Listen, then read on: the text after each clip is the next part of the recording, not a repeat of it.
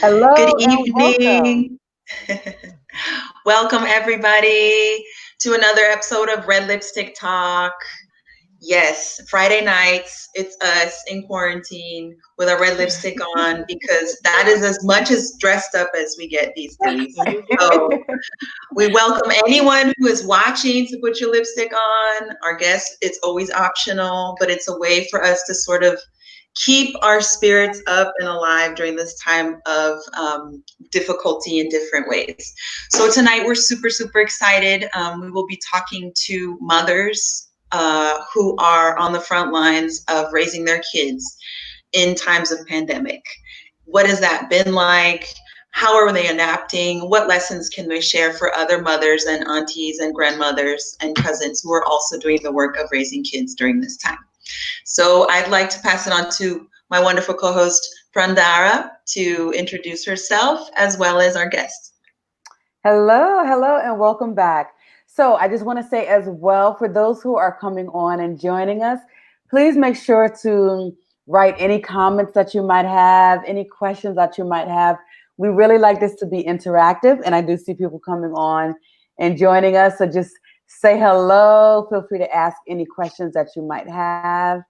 And so, I'm Prandhara Prem. And we have Serena and Paula on today. And hello. So Paula is a mama of a 4-year-old, Sophia. And Paula and I met in Salvador. Nefertiti and I, we all met in Salvador. And it's just been great. I've been watching her on Instagram with her 4-year-old playing the guitar, doing arts and crafts and many different things. So I thought it would be nice to have her on here. Paula is a teacher, PK, Pre-K. pre-K, and amazing work. So hello, Paula. Thank you so much for being here. Thank you for being on and joining us. And Serena is a mama of 8-year-old Jordan. So she's originally from New York. Oh, and Paula is in the DC area. Serena's from New York and currently living in Northern Virginia. She's a self-published author and a national board certified health and wellness coach and an advocate for Lyme disease and GYN cancers with a particular focus on ovarian cancer.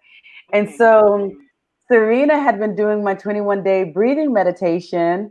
So I thought about, she was telling me how her son Jordan had come on to a couple of the meditations and how he was saying it was nice and helping him to relax.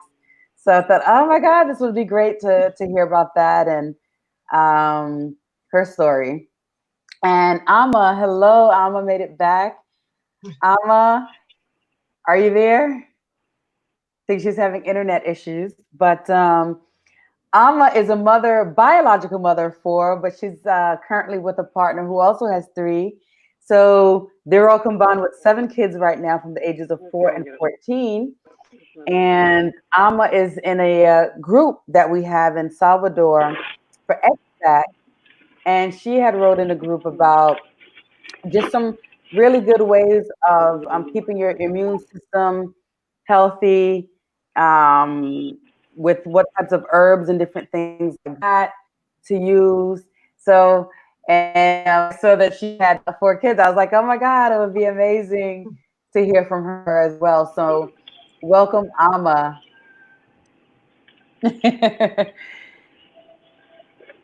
Hi, Amma. All right, so we're gonna go ahead and get started. Again, we have people coming on, so feel free. We're talking again with mothers who have anywhere from 1 child to 7 children, and really just to kind of get some feedback, some ideas of what to do. So if you're coming on, please feel free to ask any questions, and let's go. All right, Nefertiti.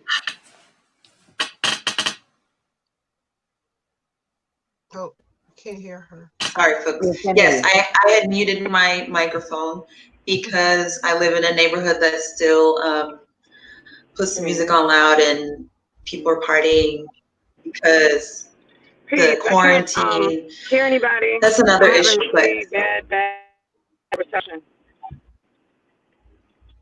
oh, Okay. Can you hear us, Alma? She's having bad reception. So if it's not working that well, then we could always do this another time. Ama, if you want, we can try to do this another time. Yeah, But let's go ahead and keep on going because we have people on. That way, people are not leaving. So let's Okay.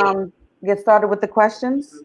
Okay. So my first question is for Paula. And one of the big things that I've been hearing a lot of different, friends and my sisters talk about is sort of the whole adaptation process that has been happening, of folks transitioning to being at home, of of mothers taking on different kinds of roles now, all in the home. So if you could talk a little bit about what it's been like for you, just the whole process of adapting to this new sort of moment, how the process has been for you for adapting, and how the process has been for Sophia, and what kind of things you've been doing to facilitate that process.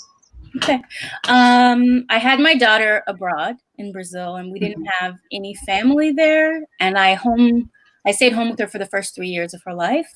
So I was essentially homeschooling her.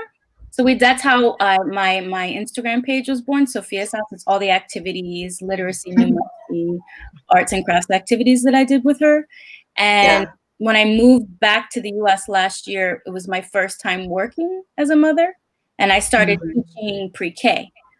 So this first year of teaching has been really difficult for me, keeping that balance, because my whole life was really invested in motherhood for the past 4 years.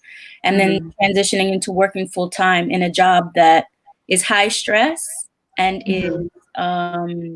requires a lot of physical and emotional investment in my kids. So this past year I've had a lot of guilt, I think, about going to work every day and giving so much that I used to give to my child to other people's children, and then coming home and kind of feeling maxed out and not having a lot for my child. As a first year teacher, it's a huge transition and adjustment. So even though this is terrible, pandemic is terrible, people are stuck in their houses, I'm also grateful for this time to be able to spend so much time with my kid, reconnect with her, and recharge, and not rebuild, because we've always had a strong relationship, but to be able to have this exclusive time that I can dedicate to her. So it's a blessing in disguise. It's not convenient. You can't leave your house. You can't take you're stuck staring at each other in the four walls of your house, but it's also kind of it's a fresh air. Yes. So a lot of mothers, I know mothers who have worked since their children were born, and I think it's a big transition for them because it's probably their first time in a long time being with their kid 24/7. But this was essentially my life for 3 years. Yeah. So for me, it's not a huge transition for me. Okay. Yeah. Great. Okay. Thank you. Thank you. What about for you, Serena? Any in terms of the adoption, the same question?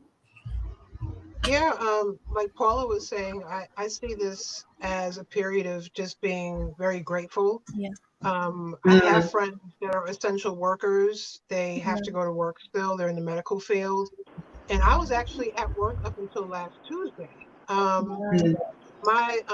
The company I work for full time is considered essential, but luckily I'm a non-essential worker. And because there's now a new emergency act that went into place, and I fit in the criteria of having to be able to go home because I'm Jordan's sole care provider, because his father lives in New York. So he can't leave. So we're not going to probably see him for months. But just the whole adapting, my son has ADHD. He had a speech delay. You can't tell now, but he has just different ways of how he neurologically processes things. So from day one, I had to establish a routine as if he was in school. So we have a visual schedule, and he has to take breaks. So every 20 minutes or so after we do some work, we have to take a break for about another 15 or 20, and then we go back to work.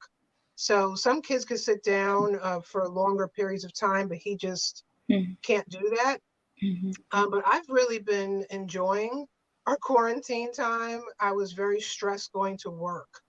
And because for the first 2 weeks, school was closed and I was having to still go to work. So coming back home, I knew I had to kind of get right into a routine with Jordan and keep the routine. This is technically our spring break week, which is nice. So we didn't do any lessons this week. But the adapting has been it's been good so far. The challenging part, like Paula was saying, we can't go outside to the playground. You can't go to swim class anymore. That's shut down. And just telling him that and talking to him about it almost every day, what we're going through. I think that's more of the challenge for us, adapting, not so much homeschooling, but just our routine is completely shattered. Yeah. Hey, Donna, you okay? Sorry. So great. So I see more people are coming on. Thank you and welcome. We're talking about raising your children, giving hope and encouragement during this time, during this pandemic time. So please feel free to write any comments that you have regarding anything that you've heard so far. If you have any comments on what's been working for you with children, if you have questions with challenges, please feel free to comment, and we could also answer those questions or respond to your comments. So thank you. And so for you, Serena, how has it been? Jordan is 8 years old. Have you been able to talk with him about this virus, why things have changed, why he's not able to go to school right now with kids? How do you do that? How did you manage to start this conversation? How did you say it? What was that like? What was the challenges like trying to explain that? Yeah, it was a bit of a challenge. I do really want to give praise to his teachers and his school. We kind of knew that this was coming. We knew we were going to be shut down. It just happened so abruptly. But they were talking to their kids, they were talking to their students in advance, about the possibility of being shut down and the why. So it was nice to have that support and that backup. So he wasn't just hearing it from me. But to put into context, I was telling him this is not your typical virus where you just go home and you sleep for a few days and drink a lot of water and juice, and then you eventually it gets better. And just, I had to do a lot of learning myself about what COVID-19 was. And his biggest question, of course, is why is this killing people if it's just a virus? So he asked those questions. Like I said, speech therapy really worked. But it's really just getting down to the root of the why. Why does it kill people, and why does it kill certain people? And why aren't people being careful? Because we go out there, we have our masks and gloves, and even that was a whole lesson. Like I told him, now when we even just leave out the door, we have to completely protect ourselves from head to toe. We have to wipe down doorknobs. We have to wipe down the car handles. And just getting him into, it was like a whole learning, lesson, just getting him into that habit. We don't leave the house often, but we do have to get groceries, because here in the DC, Virginia, Maryland area, you can't even get groceries delivered. It's really hard to do that. Wow. It's just the understanding of what we have to do every day so we can protect ourselves. And because I have a pre-existing condition, I had a flare up a few weeks ago, and he was very frightened. And his first question to me when I was on my way to the hospital, unfortunately, was, "Mommy, are you going to come home? Do you have the virus?" And I had to explain to him about Lyme disease, which is what I was diagnosed with over 7 years ago, and I still have a few symptoms, and I will come home. I mean, I told him, God willing, but so there was that whole different conversations. Now we're talking about what I go through anyway with my own health and with the stress and anxiety of everything. It just flared my symptoms. And one of my symptoms is unfortunately shortness of breath. So I can't even go. I went to urgent care and they said, "We can't see you have shortness of breath. Go to the ER." I was like, okay. So that added a whole different level of talking to Jordan about COVID-19, what I go through.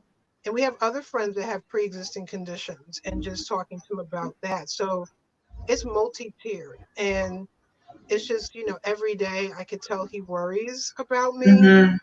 We're very, very close, and like I said, that breathing meditation came right on point, right on time. It was like, as soon as I came out the hospital, you started the breathing meditation. I said, well, let's start doing this now, okay? Because I don't want to be in ER for a long time, but it's just, it's a different, with children with special needs, even just ADHD, you have a routine and a pattern, and and they're learning about just sicknesses and viruses, and this is something that I know our children will have. This is a lesson they'll learn for the rest of their lives, that a virus is not just you go home for a few days, get your doctor's note, and go back to school. And then I had to talk to them about our family, because I'm from New York originally. So that was another conversation about New York and how they're like the epicenter of this virus, and how we can't see our family for a really long time, like physically. He can't see his father for a very long time. So it's been a lot, but he's been so positive and so light about this, and I'm so thankful for that, because he's helping me stay positive. That's as great. much as I can, because it's hard, but it's just So constant repetition. So how did you decide to invite him to do the 21-day meditation with you, breathing meditation that I was He just leading? walked in. He doesn't wait for invitations. So, you were He asking me walked in. earlier about alone time, and the first time I was at work. So, but then there was one night I couldn't catch it at work, so I said I'll do the replay at home. And I told him I'm going in a different room. I'm going to do some breathing. I'm going to do some meditation. And he said, okay. And about 5 minutes in, he just walked in and pulled up a chair. And he said, "Oh, Mommy, this is your friend." I'm like, "It's my friend Renee, and we're going to be doing some breathing." And he sat there and he did the whole thing with me. And he said, "Mommy, it makes me feel calm. I feel more focused. Oh, that's great. And I feel better." So then when I came home last week, he did it with me for a couple of more days. And, it actually helped support him, because he was doing yoga every day in his first grade class last year. His teacher did yoga with her kids every day. And so this is just like an added bonus. So we now have yoga in the household and breathing meditation. So so he really likes it. Oh, that is so awesome. That is so Great. awesome. So awesome.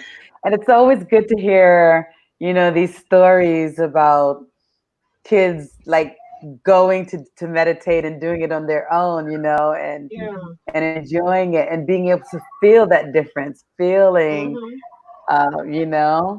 So I don't know. Has Sophia ever meditated with you, Paula? I don't know if you meditate or not, or I've never meditated. I think I should try, but I've never meditated. Okay, but I do have to say, so many times we say meditation is a certain way. You have to sit down and be like, "Oh, that's meditation."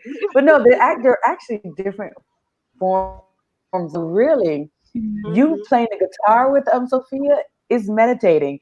Anything honestly that you're doing where you're focusing your attention on that and not thinking about other things is meditation. Mm-hmm. It's a meditative state. Dance is an excellent meditation because you're dancing and you're moving. You're not thinking about what am I going to buy for dinner tomorrow or this person's stressing out. You're dancing and you're moving. So that's a meditation. And so and I think that's a great point, Renee, that you bring up, because I think that there's these new practices there's new space, or there's more space for practices that perhaps folks wanted to have time to do with their kids, that now there's time to do that. So when you both mentioned, it's a blessing, I sort of imagine that there's these moments to have these sort of meditative practices with your kids, whether it's meditating with breath, whether it's playing guitar, whether it's cooking. I know a lot of people now, their kids are part of the cooking process as well. And, there's like an involvement there, and sort of just thinking about what are the other kinds of activities that are sort of, or practices, I guess, like developing practice that you're doing more with your kids, that you are doing more on your own, and how is that sort of also cultivating just well-being in these other ways? If you want to speak to that, Paula or Serena. I don't know if that was clear, my question. Yeah. I think Sophia and I have been making a lot more art together. Yes. I just bought this container of air dry clay. So we've been working with clay, making sculptures. We've been doing lots of painting and stuff. And Sophia's a typical 4-year-old, super active, never sits still. And in those moments when she's painting, it's really enables her to like slow down and really focus on staying in the moment, staying still and creating. So, oh, here she comes. Aww.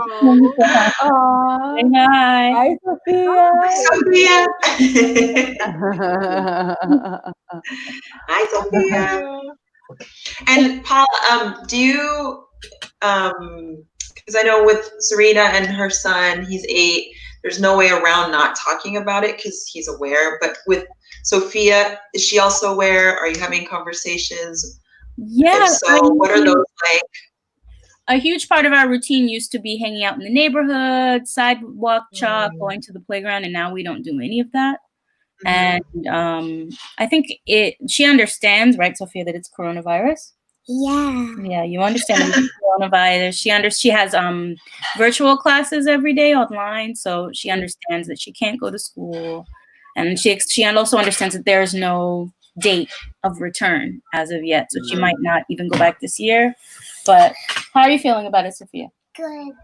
She's. That's so funny because I was just about to say to you, can we ask her what she thinks about coronavirus? I would love to hear. What do you think about coronavirus? Don't be shy because you're not shy. What do you think about coronavirus? Nothing. Nothing about it. What do you think about not being able to go to school every day? Nothing. Okay. Nothing. Sounds like me. I like no. Right. She doesn't. Uh-oh. We went out. Moments where she gets really upset that, she can't. Yeah. There's kids outside that she can't go out and play. And, that she says she misses her friends. But I think she's the only kid in a house full of adults right now. So I think she's relishing in all the attention. But eventually, I think as the weeks go by, it'll hit her more, and she'll crave more contact with children her own age. Yeah. Oh, well, in thinking about connections with kids their age or other folks, are you guys doing a lot of the sort of Zooming with friends, or FaceTiming with friends or their classmates? Is that something that's helpful? Is that something that's still new, beneficial, complicated? How is that sort of like virtual learning, virtual socializing been for you guys? I think it's very helpful. Like I was saying, Jordan's teacher has been very instrumental. So the first week we were out, she just had a Zoom chat no subject, just everybody come on board and just to say hi to each other because they hadn't seen each other in a week. Yeah. And I have never seen a Zoom chat with 7 and 8 year olds before. And it was very entertaining to see. I mean, they were just so excited to see each other through a screen. It was mind-boggling for them. And so now every week she does something with Zoom with the class. So they had a Zoom show and tell on Wednesday, spring break week. We said, let's do a show and tell. And several kids came on and they were on there for like an hour. And it really just lifts their spirits just to just see each other and talk and, you know, and they can see each other's like homes and, you know, we're meeting parents. I'm seeing parents I had never met during the school year. Oh, We're interesting. all home. Wow. And because we're all dropping our kids off at different times. We have the kiss and ride. Some don't get out the car. So it's been a great time for that too. But it's been very instrumental for Jordan to see kids every week. And, you know, I think it's a must. And it's been like, next week we're going on week number 5. Wow. Home. So, and this is the long haul. Like, you know, school's out and they're talking about we're hoping to have summer camp. I said, you need to have something happen in the summer. Yeah. But, Well, you know, we don't really know what's going to happen in the summer. I think the thing is, we don't know. It's so yeah, far they're away. saying that it may not start leveling out until July, maybe August. And at this rate, with people not really paying attention, not staying home, not wearing masks, it may not even start to level out then. So that it all just depends on what the government is doing and how much people are really, you know, taking this serious, or you know what they can do.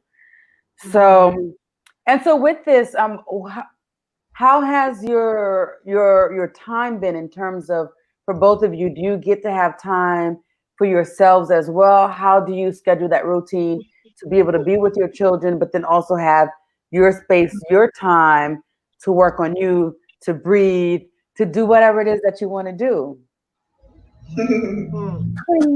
Non-existent. Doesn't happen.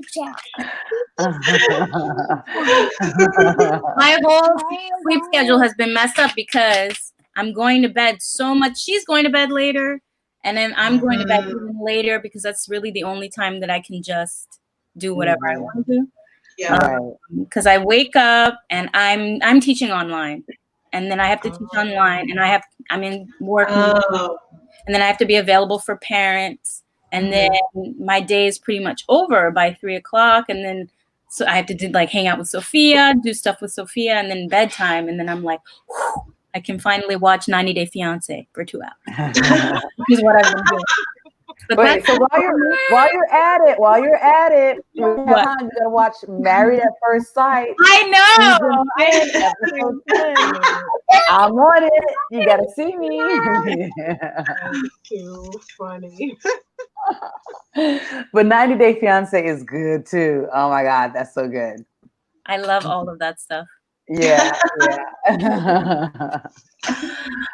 And what about you, Serena? So yours is a little bit older, so it might be easier for you. I don't know, is it? You know, I've been praying for the day. I don't want to rush time, but the first time, it was like last year, he got up before me and he made his own bowl of cereal, and without overflowing the bowl with milk, and even made me a bowl of cereal and said, "Hey, Mom, I made you breakfast." I said, "This is what I've been waiting for." Okay. Yay, independence happening in the quarantine. Yeah. So every day he wakes up before me and I don't have to worry. Like, he gets himself up, he goes to the kitchen, he gets a bowl of cereal, or he makes bread and butter, or he knows how to work the microwave now, and he just sits himself down. And nice. I wake up and I'm like, "Are you hungry?" He's like, "Oh, I had breakfast already."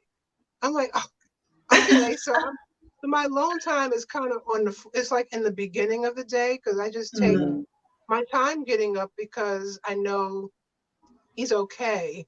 And then he'll check on me. He'll like come in the room and make sure I'm okay. But like last week, I didn't realize how exhausted I was because I was still physically going to work, dropping my sons for 2.5 weeks. And I mean, I really slept late. I was like, oh my gosh, is he okay? And he was fine. I was like, this is fantastic. I was like, this is what it is to have an 8-year-old who's turning 9. Just yeah, and he's just very like nonchalant. He's a boy. He's just very chill and cool, and like, Mom, I got this. I'm okay. You go back to bed. I'm like, don't tell me that, because So Paula must be like, I can't wait till mine turn 8 years old. 4 more years, guys. It's a monumental moment. But then what do you do to like not go crazy? Like if you can't have that much your time, like just at night when she goes to bed. So what do you do to keep yourself grounded? So I use that word grounded in the spiritual sense, but it's not, I mean, you could be in any sense. Like, do you like to keep yourself here grounded? Like when she goes to bed, like, do you read a book? Do you, I don't know, like, do you journal? Like, what do you do? What do you do to kind of help keep you balanced, grounded?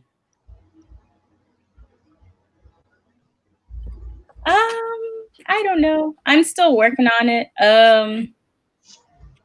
Before all of this, in regular motherhood, I used to take dance classes. But now, I mean, I'm trying to do them virtually, but it always coincides with bedtime or bedtime routines, dinner, so it doesn't really happen. Still trying to figure it out. You don't get your bed down. Okay. Especially since this is going to be the new normal for a while. Now, she didn't want to talk before. What's her sign? She is a Sag.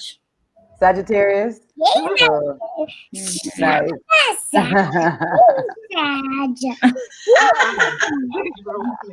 Love it. Yeah, but that's honest. That's full transparency. That's good. And I think go ahead. Oh, no, go ahead, and I'll chime in after. No, so I was gonna say it's a matter of being able to find, okay, so when life was on a regular schedule, I did dance. Dance is what helped me. Okay, so now I can't necessarily do that, but how can I adjust that? So maybe she's in bed, and instead of you doing the online dance class, you put in, your headphones on, have some music, and you just move. So you could be in the bathroom, you could be in a room, she doesn't necessarily need to hear it if you have the earphones on, and just move your body and just allow yourself to, freestyle dance or do that samba or, whatever it is, but being able to find a new way to bring what brings you joy, what helps you to stay grounded and relaxed, to be able to still do that. It may not be the full hour class you were doing, but maybe just 10 minutes right when she's down might help you, So that might just be an idea. You're on mute. Yeah, I think that sounds like a good idea. I like, I think, doing house chores and stuff, I'll move my body and stuff. But it's also, like you said, it's not the same. Because a huge part of dance classes was a social thing for me. Yeah. I want to do your chores. But yeah. I wanted to ask the both of you a question about, I guess, you as mothers connecting with other mothers or connecting with other parents during this time. Is that something you have space and time for? Is that something that's been helpful to just sort of, just have other parents that you can go back and forth with about just how you all are adapting, activities that are working or not working, how you're feeling as a mother? Is there space for that? Are there networks? Are there, is there groups online? Is it something that you feel drawn to actively? Or I guess one kind of big question is, how are you guys also connecting with the virtual space as being the social space? for somebody who's a mother and who has children? Is that, how is that helpful or not for you at this time? And if you are connecting, are there specific networks or groups online that you would recommend for other parents out there who might be feeling kind of isolated or overwhelmed with, sort of the day-to-day work that they have to do, homeschooling, etc.? I know there's a group of us. We all met when our kids were in kindergarten, or there's a couple that are older than that, but I met them in the fall of 2016 when Jordan started kindergarten. And a lot of us met in the aftercare part. That's why there's varied ages. And I wouldn't have known that almost 4 years later, we would still be friends, and we're good friends. I mean, the blessed part is some of our children have special needs. So our kids, not only do our kids get each other, but us as parents get each other, because there were times when Jordan would really struggle with speaking and talking, and he would have tantrums because he's trying to get his words across. And, some kids were not the nicest and would make fun of him. And those other parents, they understood, without explanation. And we keep in touch almost every single day, whether it's texting. It's a lot of texting because we're all at home with our kids. So there's not a lot of time to just get on Zoom and talk for a long period of time, but we just touch base, whether it's email, because a couple of us are working either from home or still at work, so they'll touch base via email. But I mean, even if it's just a, hey, how are you doing today? It doesn't have to be anything lengthy. And I know that really helps me out a great deal. And we're all in the same neighborhood and can't see each other, so yeah, it's just nice to know that they get my kid, but they also get me, and they know my challenges. They know my history. They know what I've been through as a single mom. They know about, my pre-existing condition. When I had to go to the ER, I just called one. I'm like, can you please take Jordan? Because I have to get checked out. And without a question, they did it. But, I tell parents, you don't have to have a whole group or posse of people. It could just be that one mom or dad that really just, that gets you, and gets your child and your circumstances, and just stay connected with them. Just drop them a text or anything throughout the week, especially now because we can't see people. So for me, it's imperative. So I may not see them virtually, but I talk to them. Oh, that's great. That's great. Yeah, that's awesome. The importance of staying connected, of keeping that network strong is really important. Yeah. How about you, Paula? I've had several virtual happy hours with girlfriends, which has been good. Were you drinking caipirinhas? How does that work? You just have your wine, you arrange the time, and you're like, cheers. You just have your happy hour on Zoom. But is there appetizers? Huh? Is there appetizers? No, I mean, I've never had. We just have one. That's great. And it's also yeah. On the screen. No, that's how you stay grounded. Yeah. Are they daily? Are they weekly?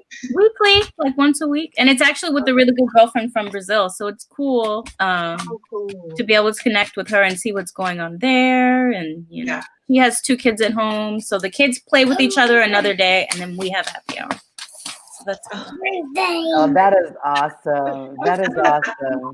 And that's the thing. We're also seeing that there's so many different things that we could do virtually, So it's like, even though we're in this quarantine, we can still kind of be creative and find ways to still do what we wanted to do or what we've been doing, Like my sister just had her birthday party on Saturday. So we had a virtual birthday party, everybody brought their drinks, food, whatever. We're eating, drinking, and talking, and it was nice, So that's definitely different ways that to stay grounded, to still get that social connection that's needed. Yes. And how are we doing with our viewers? Do any viewers have any questions or comments that they'd like to share with our lovely mothers tonight? Don't be shy. Go ahead and lie. There's an old commercial. I'm a little bit elder generation. There's a commercial that goes, go get a little closer. Don't be shy with Arid Extra Dry. So, Arid is a deodorant. Commercial. Oh my gosh. So you must be my age range. That was a throwback. Thank you. That was a throwback. You just aged yourself. I did. So Nefertiti and Paula are too young to know that commercial. No, too young. I remember the physical commercial in my head. As soon as you started singing it, I was like, I can see the commercial in my head. And then there's another one that's probably applicable to right now. It's like, Calgon, take me away. Yeah. It's a lady who has all these kids and she like just needs a break. So she goes in to take a bath and she's like, Calgon, take me away. And they still sell Calgon in Walmart. So, yep, they sure do. Calgon bubble bath. So, yeah. So, with all of this, like, what would you guys say has been the most challenging for you?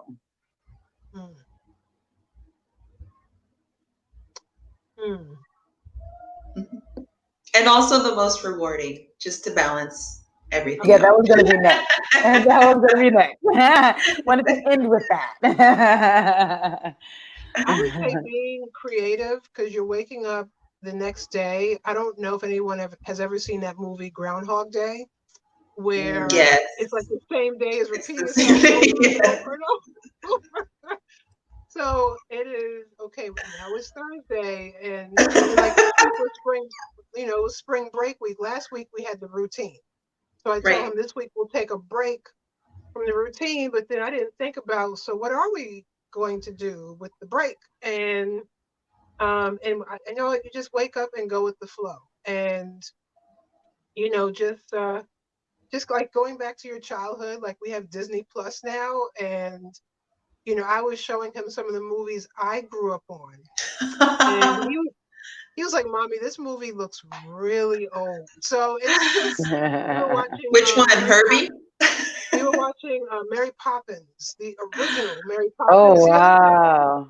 And I didn't even know that movie was 2.5 hours long. So it was, you don't realize as a child, but it's like 2 hours and 20 minutes. So that was like the beginning of the week, was just keeping it creative. And I was like, okay, we have to keep doing this. But next week we go back to a routine.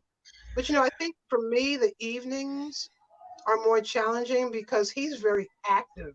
So every Friday night was our swim class night, and he's still like, today we wake up and we look at the swim class backpack and we just kind of grieve for a little while. Because I enjoyed going to his swim class. I would, fellowship with other parents, and on the weekends they would have family swim, so we can get in the pool with our kids. So it's that kind of thing. And then he was supposed to start like a hip hop dance class and karate, and everything just got canceled. So I was like, okay, I can maintain the routine for the daytime, but when the sun starts going down, I'm like, okay, so now what? And we just get creative. I know he might have a little bit too much screen time nowadays, but sometimes you got to do what you got to do. But even with that, we've been reading a lot more, just helping him with that. So just doing that. We're only on, like I said, it's only going to be week 5 next week. We got to ride this out. But that, for me, has been the most challenging. Is still grieving over the activities that are no more for right now. But the rewarding part is just being with him, because I might not get this time back again to be at home with him, and I don't have to work my full-time job. They sent me home and was like, you don't have to do any work for us. And I was like, that's even better. You know, because like Paula was saying, trying to balance that whole working virtually and then working with your child. So we really get in some good quality time together, and that's just such a huge blessing for us. Beautiful. It's so awesome. That is a big blessing. Yeah. And for you, Paula? And Sophia? And Sophia. I think the biggest challenge for me is this was my first week online teaching. And the pre-K program that I teach in is very hands-on and experiential learning. It's Reggio inspired. So it's like very much arts integration. There are no worksheets at all. It's all hands-on learning. So it's been really hard for me to figure out how to make that translate onto a screen, which I think, I mean, it's hard to teach at 3 and 4 year olds in this format anyway. But now knowing that it's going to be throughout for the rest of the year, I'm really trying to figure out like, how do I keep kids interested, families invested in it and engaged, and have them enjoy it, you know. It's really and it's also a challenge for me because Sophia's schedule is literally at the same time as my schedule. So trying to like navigate that, get her up in time, get her on a screen, get myself on a screen, get all my materials for the class.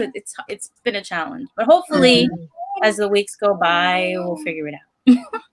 If not, you know. Yeah. So and what's been the most rewarding? Spending time with her, definitely. I think this time I've been so all consumed with my first year of teaching, just balancing it all has been really difficult for me. So I think this time has been really good. I feel very inspired. I wouldn't say that I'm an artist, but I like to make art. So I've been feeling very inspired, creating things. And I think I always had that side, like as a younger child. I did a lot of singing and dancing and music and art, but as a young adult, it kind of just died. So motherhood really brought it out of me again. And it's been dormant. I mean, not dormant because I still do it in the classroom, but it's in a professional capacity. It's not for personal enjoyment. So having this downtime at home with my kid and being able to engage her with those kind of activities and creating things together has been really therapeutic. And I think for her too, because it's a moment for us to just chill, listen to calm music and something tactile. And, you know, I think it's been maybe a form of meditation, like you said. Never thought about it, but yeah. Yeah. So, yeah. That is Great. so awesome. That is so awesome. Yeah. Yeah. And I've heard from a couple of different people just on social media that they've actually been able to spend more time with their children, you know, because of this. And, you know, and so that's been a blessing to really be able to spend time and connect. And I was talking to one lady today, and she has actually 3 kids, and 2 of her kids, 2 out of the 3 went to Florida with her husband, and they're stuck there. And so she's only, you know, where she lives in with her one child, and the others are in Florida. But she was like, oh wow, yeah, can you imagine? But she was like, it's been good in a sense that it's helped her to really connect with her one child who's there and to even get closer and really bond, you know. And the other 2 kids are bonding with their dad. And so you know, who knows how long that's going to have to be for. But it's like, think about how many families are separated, and but then at the same time you get to kind of see the positive out of it. You know, her and her son now get to bond because they hadn't been able to, and now dad could bond with these other 2 kids, you know, in another way. And so they were looking at the positive out of that situation. It was just so beautiful to hear, you know. And so, you know, so it's just it's although this is a challenging time, there's a lot of good that's also happening and coming from this, and we're learning so much. And I think that once this is all done and said, did I say that correctly? Things are going to just change so much, you know. Things are going to be different. It can't go back to the way that it was. It's just, you know, impossible to go back to the way it was. Yes. And it was great to hear that what bonding meant for both of you is creativity, engaging your creative, you know, capacity, intellect, and sharing that with your children is something that's really significant and makes us realize how much more we can, like in our past life before this, how much it was missing, how can we integrate it, maintain a level of it integrated in our daily life when we, you know, when this quarantine time is over. And I wanted to ask you both really quickly. I know that there's a number of parents who are still doing essential work, who are frontline workers, some parents who are not going to qualify for stimulus, some parents who are still struggling. I wanted to know if you both know of families or mothers who, or organizations that are engaging with those families, if you know of anything or would like to share with us or with the public ways that we can support, you know, other families or mothers who might be having a hard time. You can definitely share that, because I know we also know that there's a lot of families and mothers who, and fathers and caretakers who you know, have to negotiate their time and what you know, where they're at this moment. So yeah.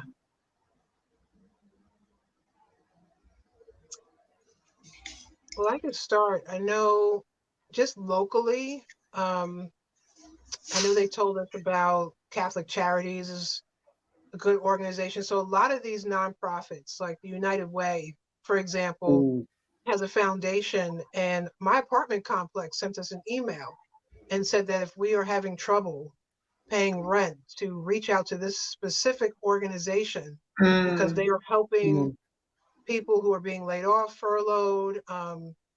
You know, you might be home but not getting your full paycheck. And I mean, that was great that they even did that. You know, I knew the United Way is in the area, but I didn't know that they now have like a COVID fund for people to help with rent. And there's tons of, I know in my area specifically, there's the food bank, there's a lot of food drives. I know luckily with our school system, we have a grab and go where we go 3 times a week. We just pull up to the curb. It's certain destinations, and we can get food for the next 2-3 days for our children. And it's breakfast and lunch. So I tell parents and families, you know, reach out to your school, see if they know resources. If you have a landlord, you know, I'm in a complex with a property management company. Now I know places like New York City, you might have a landlord and it's just them. But to really, you know, go on Google, I mean, use social media. There's so much I've learned on social media of organizations that are helping each other, restaurants that are donating food to essential workers. I know some of the restaurants here in Alexandria are taking, they're actually taking shifts to feed the hospital workers, the firefighters for free. Oh, that's awesome. And so I learned that over social media today. I didn't even know they were doing that, you know, so, you know, there's just all kinds of ways, but, you know, I just have a list of the food drives. They're luckily still open. They're doing the social distancing practice, you know, United Way, Catholic Charities, but there's just so much out there. I know every city and state is different, but I would just start with the ground level and just reach out to friends and say, who do you know that could possibly help me? And as my mother used to tell me, a closed mouth won't get fed. So you have to ask and you have to tell people, I need assistance. And, you know, sometimes it's hard for us as people. It used to be hard for me. But you just get, so people are willing to help. I mean, you just chime on and say, I need help just eating this week. Where can I go? And, you know, people will outpour. The outpouring is just, especially during this time, I have seen so many acts of kindness and just information sharing more than ever. So definitely start with like just the ground level, maybe your child's school, daycare, babysitter, friends, family, and just call a couple of local organizations or email them, because I know a lot of folks are working virtually, and they can share their lists as well, and just go from there. That's Great. awesome. Thank you. Yeah. You're welcome. Great information.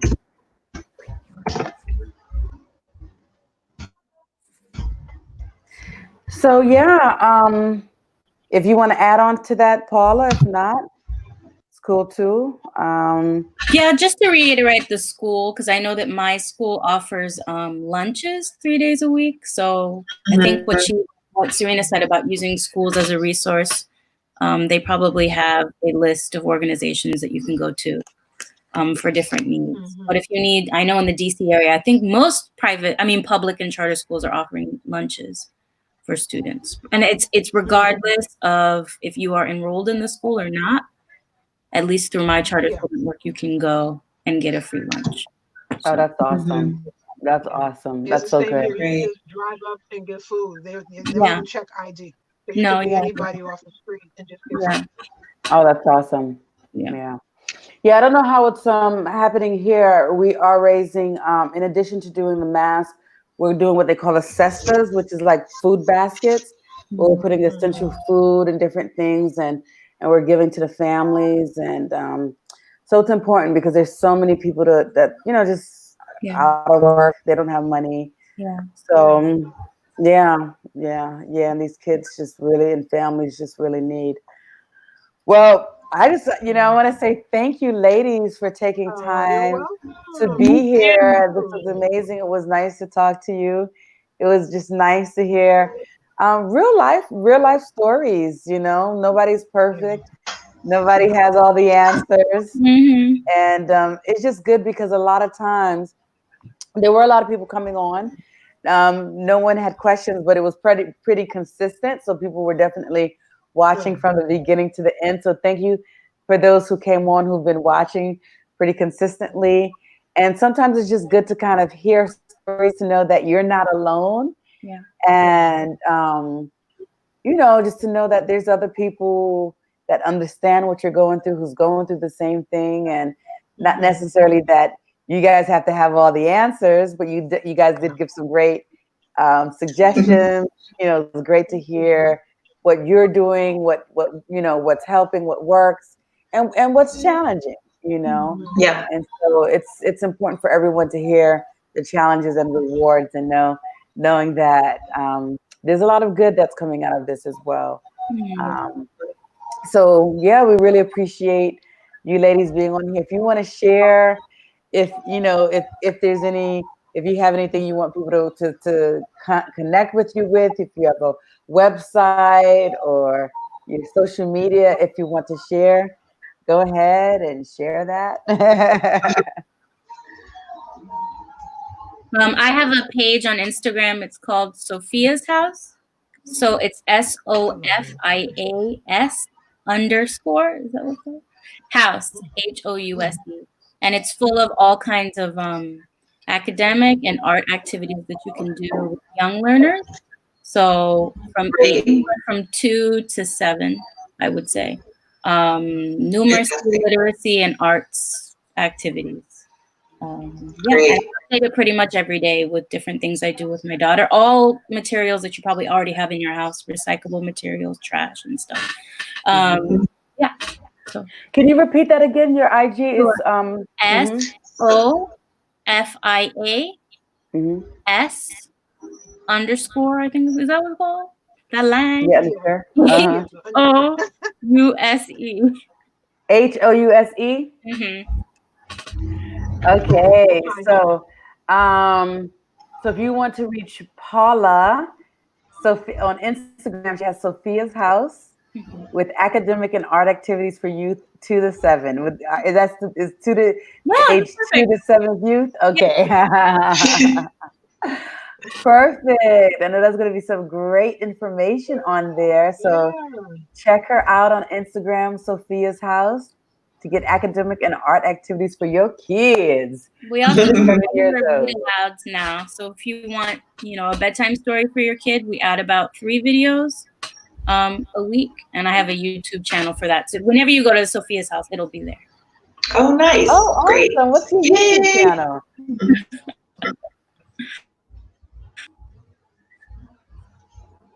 All right. So Serena?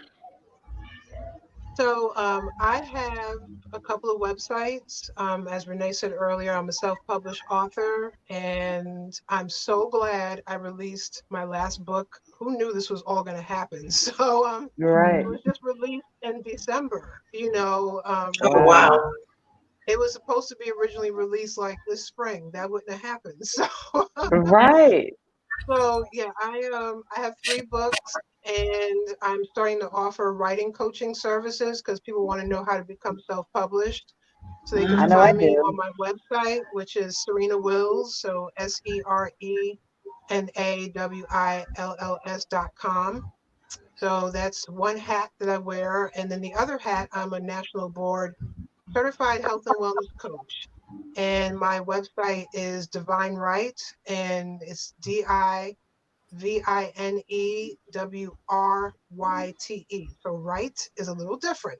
Can you spell that again? It's So this is your divine. Instagram? So my Instagram, Twitter, and Instagram, Twitter, and there's another one I'm missing. It's also Divine Right. DIVINEWRYT. My YouTube as well, Divine Right. YouTube, IG, and Twitter. And yeah, that's how you can you find me. But if you get on one platform, you'll find the rest. It's pretty easy. Awesome. But yeah, come check me out. I got blogs on my websites, help out the health side about detoxification of your body during all this. We got to purge these toxins and get ourselves healthy, and so we can really fight a virus. And then on the writing side, just trying to put things on there to help, just make people feel more inspired and to uplift people, because we really need that right now. We do. We do. We do. Ashe. Ashe. That's what we have here in Brazil. And to give you guys some ashe, okay? Some ashe. I'll take it and give back Friday. Friday. Today's Good Friday, so everyone was eating karuru at home because it's Good Friday, which is a traditional okra and shrimp and palm oil and coconut milk dish. So I will be making mine tomorrow. Save you guys some. Yes, have some for me. Thank you so much, Serena and Paula. Thank you. And Sophia and Renee. Thank you guys. This was wonderful. All right, Nefertiti, do you want to share your social media, your stuff as well? Sure. So I'm back on Instagram, Nefertiti _ Charlene. Slowly making my way back, and we'll be posting stuff. So I work with performance work. I'm a dancer, do dance classes, and I'm currently testing some with my nieces. So if they all go well, I might start launching classes for kids between 5, 7, 8, 9 years old that are short, 15-minute classes, nothing too long. So,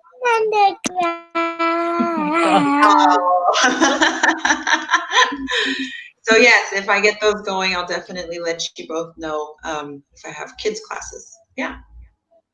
Awesome. Well, I don't have any type of kids classes. The kind of classes I have, y'all kids ain't gonna want. They have to be 21 and over.